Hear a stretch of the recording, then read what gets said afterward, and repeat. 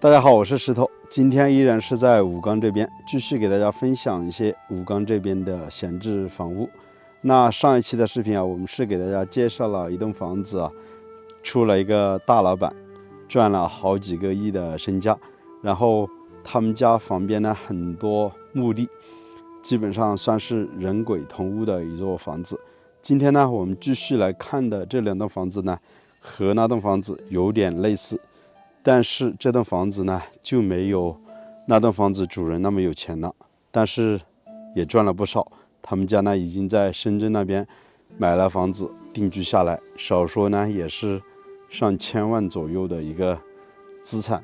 然后他们家的背后呢，也是有很多坟墓的。那究竟有什么因素在里面呢？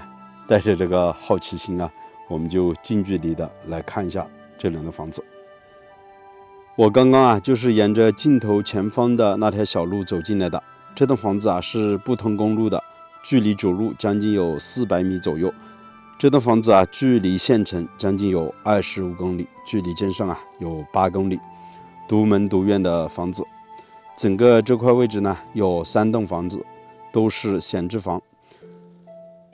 给我打电话的这个主人家呢，他准备把房子给卖掉。只要1万块钱，就是镜头前方的这栋，屋顶上的瓦片啊破损的非常严重。他说在深圳那边已经定居下来生活了，小孩子老人都过去了，家里的房子闲着太可惜了，找到有缘人，让别人在这边代为打理居住。然后旁边这栋呢，也是一栋闲置房，差不多已经闲置了有10来年左右的时间。主人家呢偶尔会回来，但是回来的时间也是非常的少，因为这边呢交通不便利，他们3家呢都不在这边住了。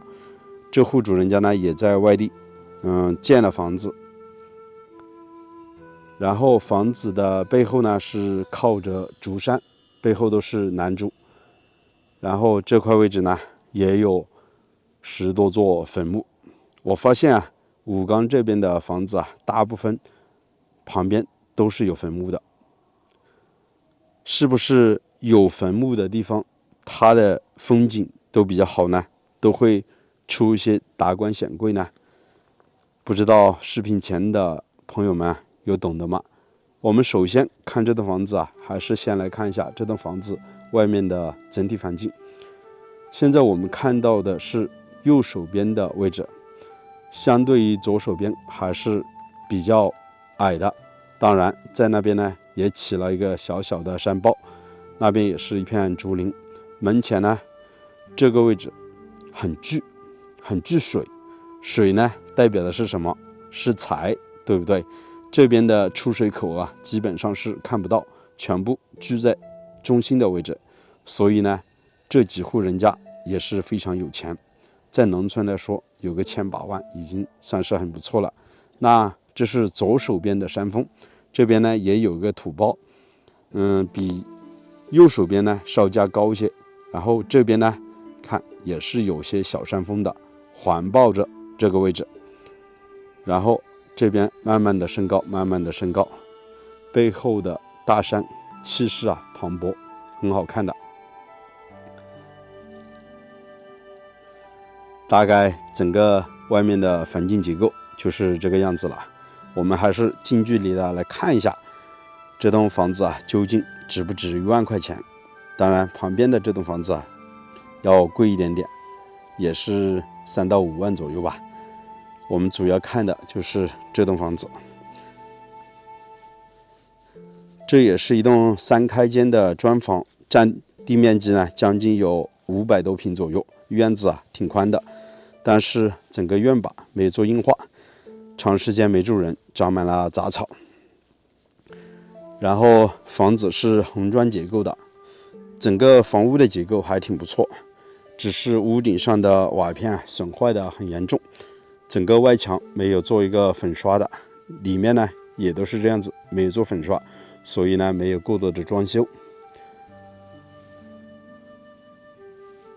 门前的位置啊，现在长的都是这些藤类的植物，我们是没办法走到房子里面的，只能从这个角度来看一下整栋房子大概的情况。然后中间是堂屋，两边是卧室，在外面呢留的有一个走廊过道，在我们湘西那边呢叫做该檐，但是这边的房子和我湘西还是有所区别。该檐的位置这边喜欢加2根立柱，然后把屋顶上的瓦片盖出来一点，整个该檐的位置也是一个比较好的活动场所。以前这栋房子盖的也是本地的青瓦，长时间没有检修，屋顶上的瓦片全部都已经损坏的很严重，檩条瓦条全部都烂掉了。然后房子的右手边是有一片这个倒掉的建筑，以前呢是他们家的一个杂物间，也算是他们家的厨房，将近有7到80个平方左右。房屋的整个建设呢依稀可见，还是可以看到房屋的地基，还有一些砖墙的。我们顺着这边走过去可以看一下。然后这个位置以前是一个杂物间，现在这些植物呢已经爬上去了，这边还开了个小小的窗户，看就在这个位置。以前这边房子是用泥巴做的一个砖，这是泥巴砖建的房子，然后屋顶上面的瓦片坏掉了之后，长时间日积月累，这些雨水冲刷这些泥巴砖，然后慢慢的就散落了一地。看那边的墙面还依稀可见，还挺宽的，把它清理出来再重新建房子挺好的。然后整栋房子现在是围房，上面的瓦片担心随时可能掉下来，我们就不走进去看了，大概就是这样的一个情况。其实整栋房子的修缮应该还是可以的，给它换掉瓦片，然后有些砖墙给它加固，基本上比我们在河边建的房子改造的难度应该要小一些。但是这样的一栋房子虽然只要1万块钱可以买下来，但是如果稍加改造，要装修，要做出几个比较理想的房间，有一个舒适的居住环境，少说还是20多万才能够拿得下来。这是我的个人经验，不知道视频前的朋友们你们觉得怎么样呢？我们走到房子的侧面去看一下。其实在我们湘西还有这样的一个说法，比如说老家的老宅，从这边发家致富走出去，然后这个老宅是不能卖掉的，毕竟从这边走出去都有一个好的环境，可能就是护佑着子孙后代。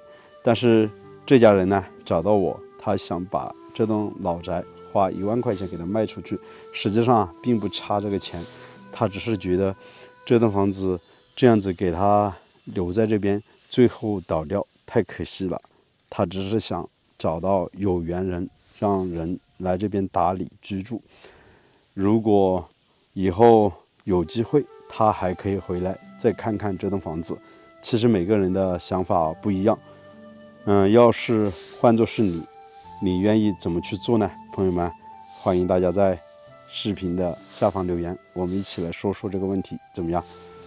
已经来到了房子的侧面，这2户人家几乎是1墙之隔，紧挨着建在一起。以前呢也是2兄弟，这2兄弟都发财了，所以都搬到外面去了。房子的背后呢有座偏房，以前呢也是猪圈的位置，然后这里呢就是该檐的位置了。可以看到这边的建筑风格和我们湘西区别还是挺大的，这边的该檐比我们湘西的房子该檐更宽一些，所以呢在外面是立了2根立柱，把整个瓦片盖出来了。整个该檐呢平时也是老人家、小孩子在这边活动的一个场所。平时呢，下雨天也不会淋湿这个盖檐的位置，挺好的。我们还是来看一下这栋房子整个外面的视野吧。